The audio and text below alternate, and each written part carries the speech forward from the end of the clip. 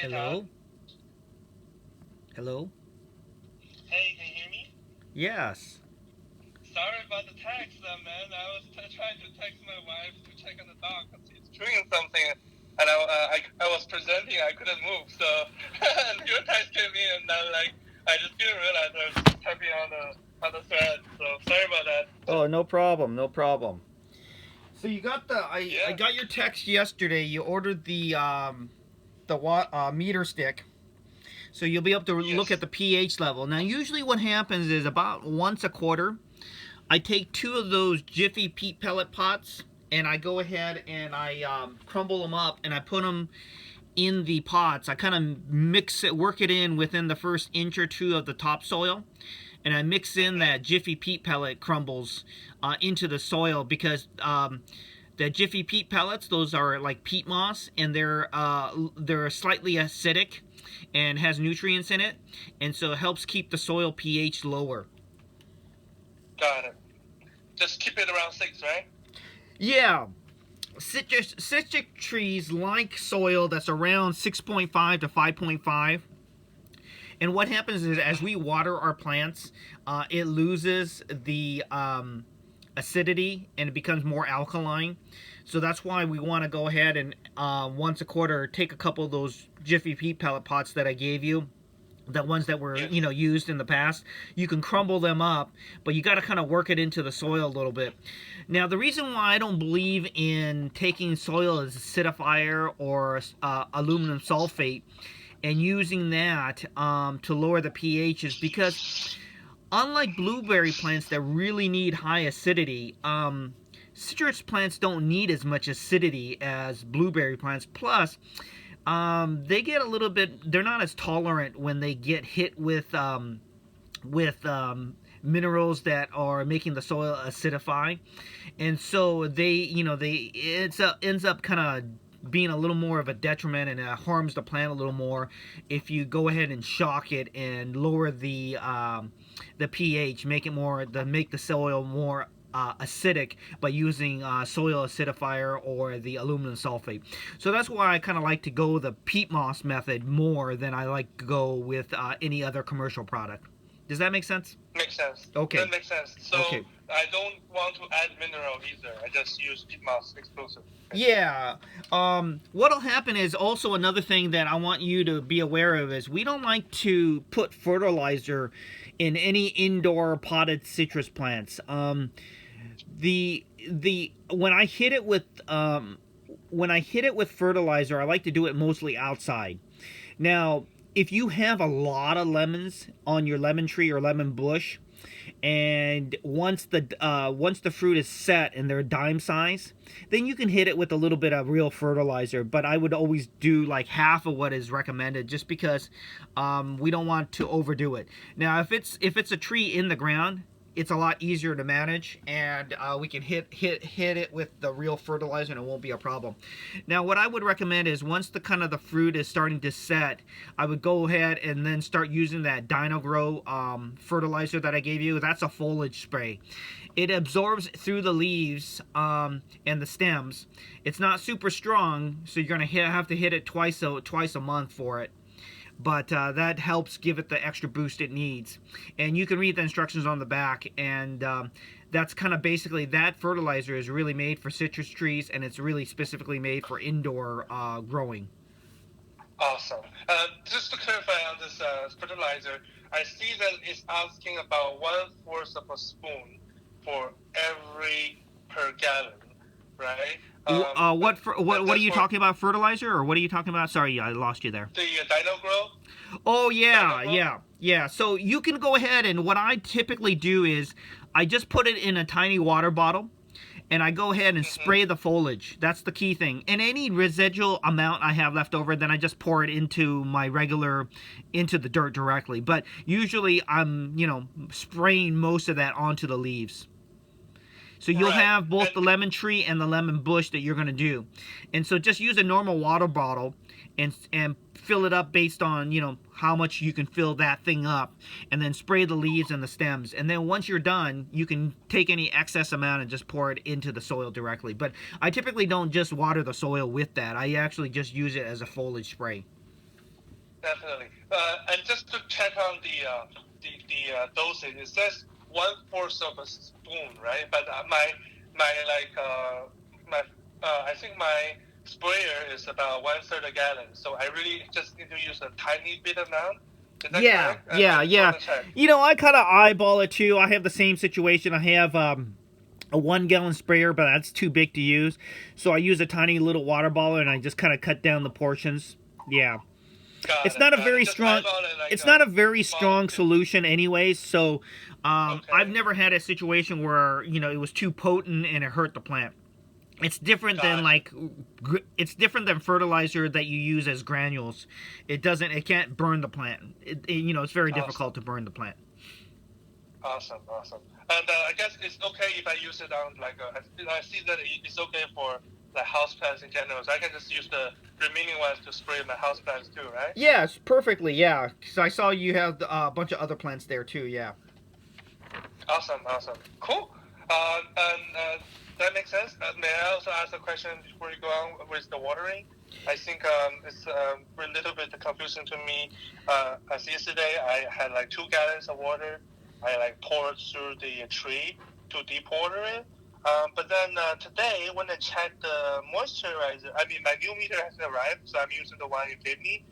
It is still showing about 2 or 3 for the plant, even though I deep watered it for the driest moisture. Yeah, maybe we'll wait for the new water mix stick to come in. But what I would definitely do is, you can take your finger and put your finger all the way into the dirt and see if it's moist or not. And this is why you can't really overwater the plant when you're watering over long stretches of time, because what happens is it drains out, right? It's different than like overwatering could be where you water every single day. But let's say you go, 5 to 10 days without watering and you do a deep watering.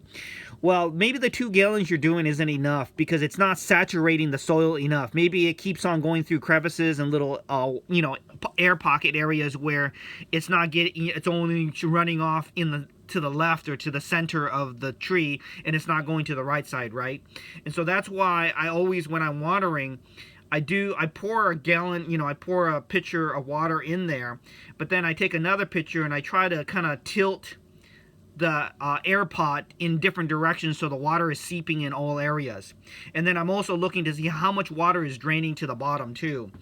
And I kind of basically, I will even take the water stick after I'm done watering and I'll check all 4 sections. So I'll take the, I'll put the meter stick to the top, to the bottom, to the left, and to the right. And that kind of gives me an idea, did I really water it deeply? Because if you're only watering every 5 to 10 days, and it sounds like you let your meter stick go all the way down to 1, that's too much. But anyways, what happens is if you're not watering that frequently, and then you end up missing spots inside the soil that isn't getting wet, then that means some of the roots are not getting ample water, right?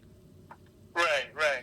Yeah, Right. so I would go ahead and from now on, just have 4 or 5 gallons of water ready. Just save your pitchers of juice or whatever you have, and let that water get to room temperature. And then when you put your plant in the sink, or the bathtub, pour the first water all over the top to get it wet, and then the second and third and fourth gallons of water, make sure you're tilting a little bit of, just only a tiny bit, about an inch or two, to the left and to the right and to the front and to the back of your soil, just to see exactly, making sure that the water gets to all inside crevices. And I would also check with your new meter stick, make sure since you'll get a new meter stick, you'll know it's working. Go ahead and then put it in there, and put it in there in 4 different areas of your soil, and check to see after watering, does it show that you've actually watered properly. Makes sense. Makes sense. How about so there's a holes on the air pot, right? Can I poke my meter into the bottom hole to see the root, if the root is moist or not? Not really. We're not really supposed to be putting our meter stick inside those holes. Those are for aeration. So in order to get a proper reading of your soil, you're supposed to do it from top to bottom, meaning that you put the stick straight, perpendicular, vertical down, straight down. Got it. Got it. Yeah. Okay. So Okay. so what I I'll would do do is to the left, to the right, above, in front, and in behind the main stem. Go ahead and put the meter stick there, and so that way you're getting 4 different readings, so you can see if the soil is moist. And if you just watered, that meter stick should show that it's watered. If it's not, then it means that it's not saturating. And so, you know, the dirt is Right. compact, so you got to give it time. That's why I do it in the sink, and I do over. You can't overwater if you're just only watering that one time. What you're doing is you're oversaturating, but that's what we want to do, and then we let it drain. And so it Right. sounds like you're not watering that frequently enough. I think part of the problem why you had the leaf drop, other than it going from an outdoor environment to indoor environment, but I think the fact that you haven't been watering enough is the issue right there. We want to make Definitely. sure that it's watered when that meter stick is showing just above the green or right below the green, right? So let me get my meter stick here. And so the meter stick I showed you, once it gets to about 3, where the red, between the red and green line, that's when we want to go ahead and water. And if you Okay. let it go where you said you were letting it go to 1, that's probably too dry. So we don't want to do that. Right. And how after watering, what it should show? Should it show like 6 or like even more? Yeah, it should definitely show that it's moist, because every single time I've watered and it's been saturated enough, it's going to be 6 or higher. Okay. Cool. Yeah, that's I'll shoot why- for 6. If it's not there, I just keep watering, right? Yeah. That's why I always have lots of water. And you know, that's where I talk about the deep watering versus frequent watering. Citrus plants don't need frequent watering. What they need is infrequent watering, but it has to be deep, meaning that you're doing a thorough job and that it's actually getting through all the crevices. And so what it sounds like you've been doing is you probably have been doing both combinations, infrequent watering, but also not deep, thorough watering. And so we got to get into the a little bit more frequently on the watering cycle. You're letting it dry out too much, and then number 2, you haven't been doing deep watering. It sounds like it's just not getting to all the areas. And so that's where the meter stick will help you to make sure that you're getting all sections around the air pot. Awesome. Yeah, I think totally makes sense. And do I have to wait after watering and then use the moisture meter? Or No, like, I've always watered, after I watered like 4 to 5 gallons of water, I put the meter stick in right away afterwards, and then I check to see if it's moist. Yeah. Now, if you wait 5-10 minutes, that's not a problem, because as the water drains out, you'll get probably a better reading of what the final thing will look like, right? So let's say you wait 10 minutes and all the water has dripped out from the bottom. That'll give you more of a true sense of how much water is retaining inside the soil, right? Yes. Yeah. Now, also, I don't know what you plan on doing with all the flowers. I'm not sure how many little lemons you're going to get. Typically, for my rule of thumb, is I don't put too many lemons on one branch, because I don't want the branch to break, and I also want to make sure that it's concentrating on only a couple lemons per branch, so that way all the energy is going to the 2 lemons per branch, so that way not only does the branch not break, but also not too much energy is being sapped out of the tree, right? Because it's indoors, it's not getting the natural light as much. It needs the direct natural light, which it doesn't get in the wintertime. So I try not to stress out the plant too much by making it produce too many lemons. Right. So that then I can do the flowering season. Yeah, so what I typically do is after I see the flowers setting and I know that they're starting to become maybe not necessarily dime size, but maybe they're like my tiny fingernail.